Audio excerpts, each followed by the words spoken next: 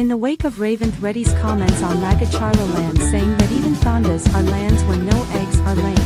KTR inspected the land being cultivated in Lagacharla as part of his visit to Kodangal. తొండలు కూడా గుడ్లు పెట్టని భూములు అంటూ లగచర్ల భూములపై రేవంత్ రెడ్డి చేసిన వ్యాఖ్యల నేపథ్యంలో లగచర్లలో సాగు చేసుకుంటున్న భూమిని కొడంగల్ పర్యటనలో భాగంగా పరిశీలించిన కేటీఆర్